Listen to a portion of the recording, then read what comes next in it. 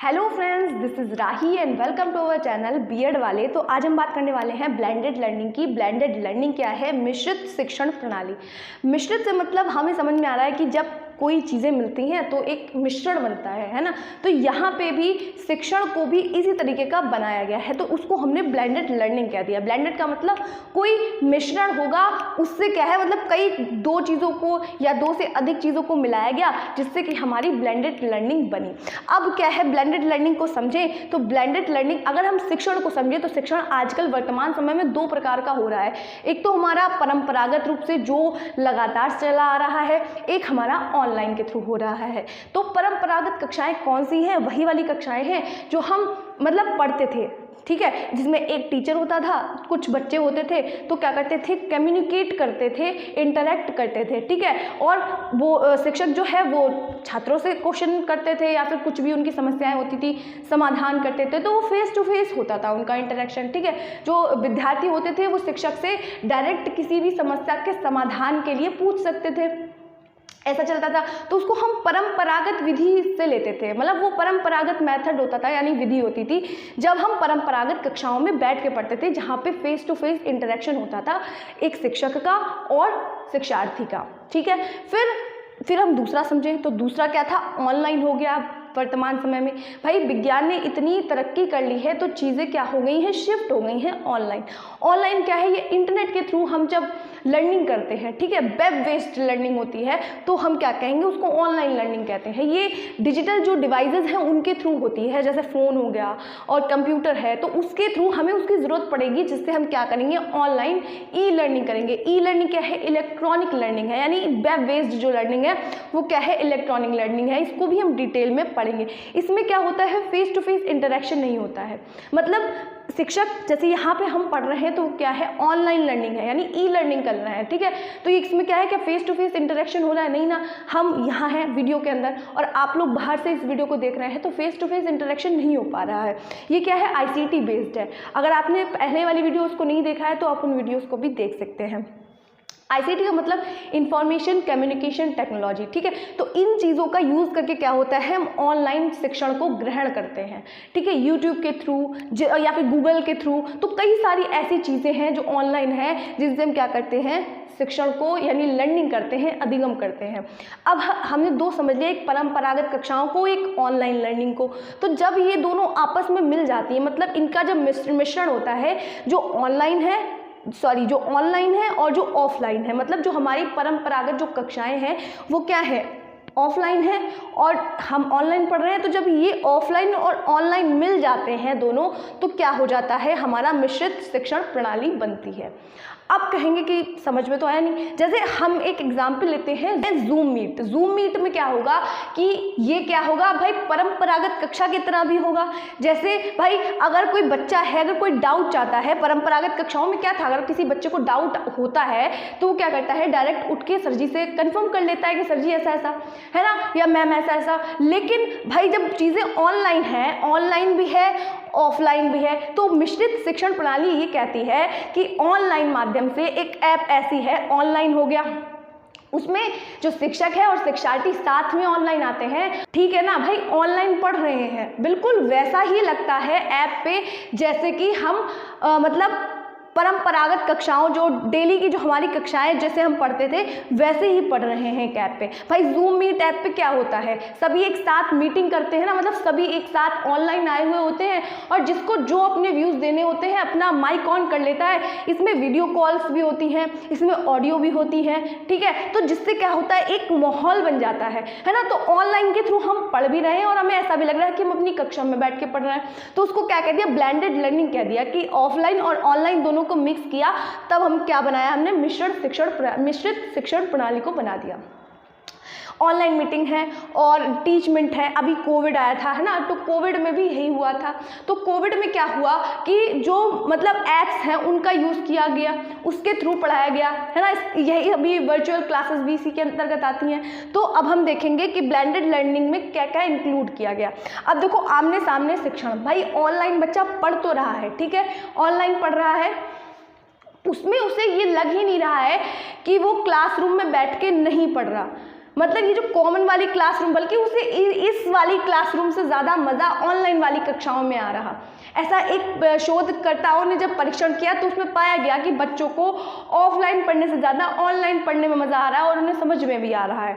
तो क्या है, आमने सामने शिक्षण, ठीक है। जैसे यहाँ पे ऑनलाइन सर जी हैं और कई सारे बच्चे जुड़े हुए हैं इंटरनेट के माध्यम से।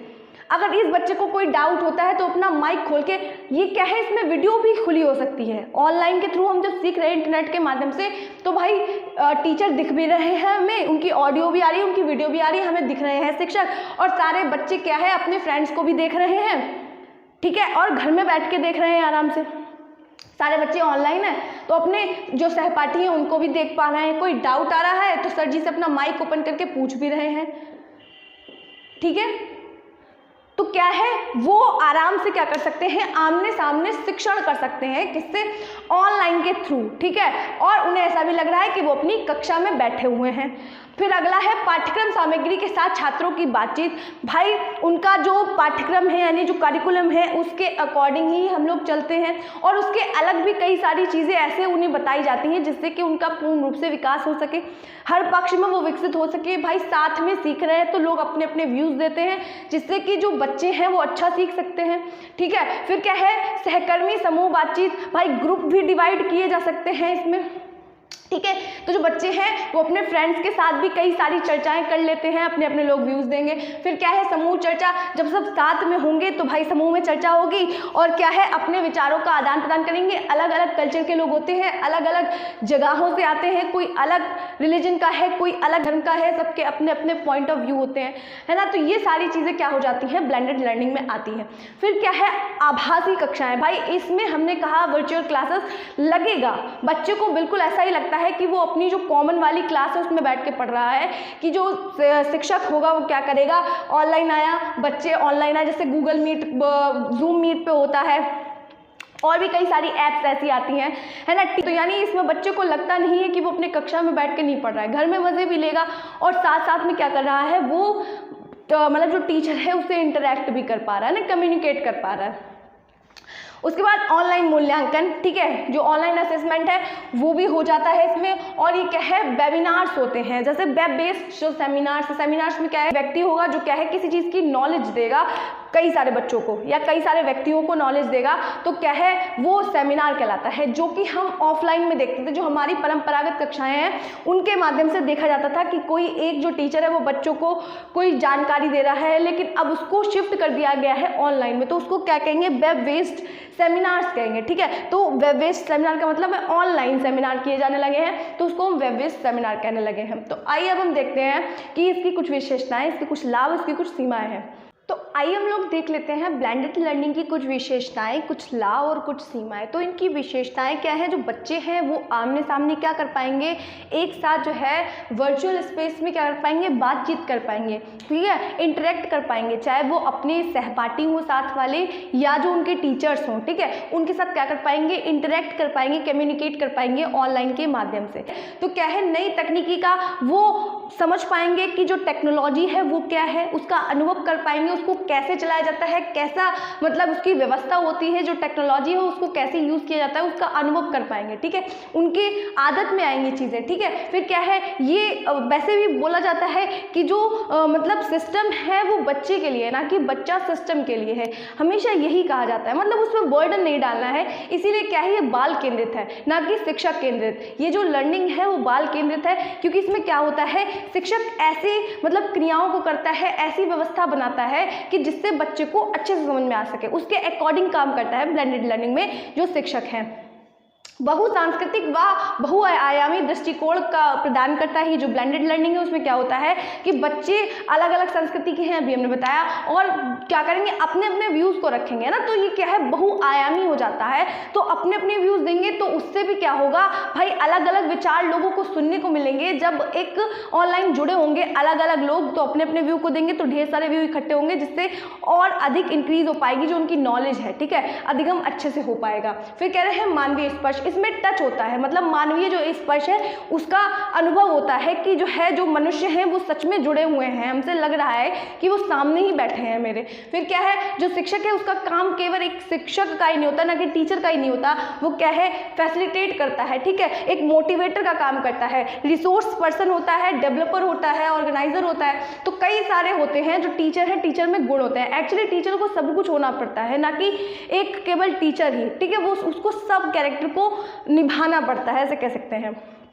फिर उसके बाद इसके लाभ देखिए, जो ब्लेंडेड लर्निंग है उसमें हम देखते हैं तो सामाजिक संपर्क तत्व पारंपरिक शिक्षण के मानवीय स्पर्श को खोए बिना, उसे ऐसा कह तो नहीं कि इसके लाभ में भी ये बताया गया है कि बिना उसे ऐसा लगता ही नहीं है कि वो अपने दोस्तों के पास नहीं बैठा है या उस जो शिक्षक है उसके पास नहीं बैठा है, उसे ऐसा लगता है कि वो सचमुच बातचीत कर पा रहा है अपने दोस्तों से, अपने टीचर से, और जो उसकी क्यूरी है उसको दूर कर पा रहा है, अच्छे से लिख रहा है, ठीक है। तो वो सारी चीज़ें उसे, जैसे वो क्लासरूम में बैठ के पढ़ता था वैसे वो घर में बैठ के पढ़ रहा है, ठीक है, लेकिन उसे लग नहीं रहा ऐसा कि वो अलग बैठ के पढ़ रहा है, अलग थलग है। उसे ऐसा पूरा माहौल बना के दिया जा रहा है कि वो घर में बैठ के शिक्षण को अच्छे से कर सके, ठीक है, अपनी जितनी भी समस्याएं उनका समाधान कर सके। तो क्या है, सामाजिक संपर्क, भाई समाज से भी संपर्क बना हुआ है उसका, और जो पारंपरिक जो शिक्षण पद्धति है वो भी हमारी चालू है, क्योंकि जो शिक्षक है अगर भाई शिक्षार्थी की कोई भी समस्या है उसका समाधान तुरंत कर रहा है ना, माइक ऑन करके बच्चा खुद से ही अपनी समस्याओं को पूछ सकता है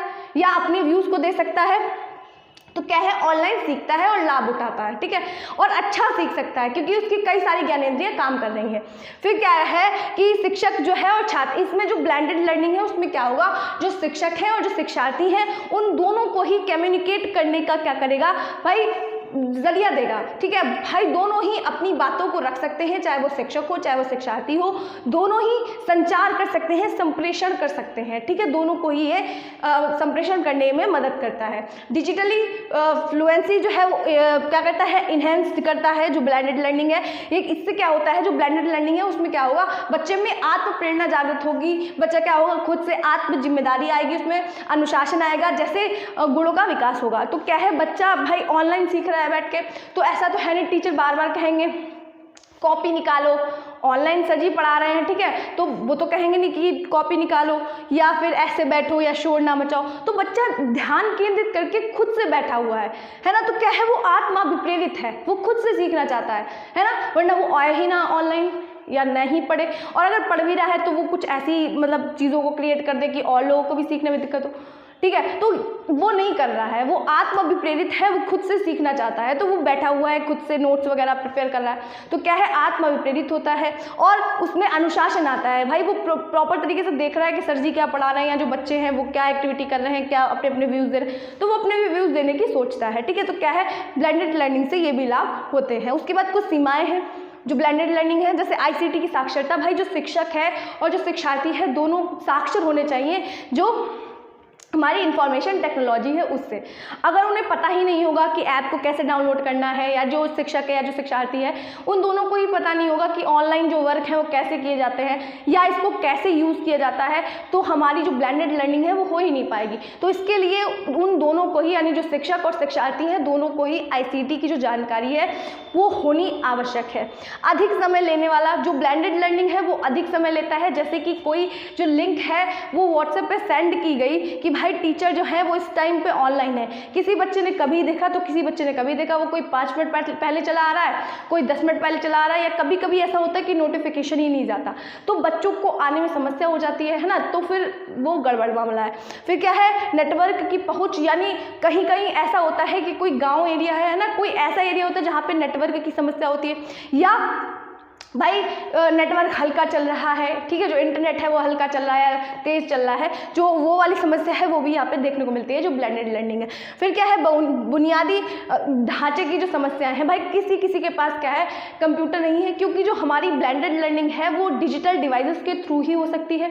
तो डिजिटल अगर डिवाइसेस हैं उसके थ्रू हो सकती है, तो ज़रूरी तो नहीं है सभी के पास ये जो सुविधाएँ हैं वो उपलब्ध हो, जैसे कंप्यूटर है, लैपटॉप है, या फिर हमारा फ़ोन है, तो इससे ही हमारी ब्लेंडेड लर्निंग होती है। यानी इंटरनेट के माध्यम से, इंटरनेट का होना ज़रूरी है और एक डिजिटल जो हमारा क्या कहते हैं उसको डिवाइस है उसका होना ज़रूरी है। तो ज़रूरी नहीं है कि सभी बच्चों के पास क्या हो, बुनियादी, यानी इसीलिए क्या है, बुनियादी ढांचे की भी समस्या होती है जो ब्लेंडेड लर्निंग है उसमें।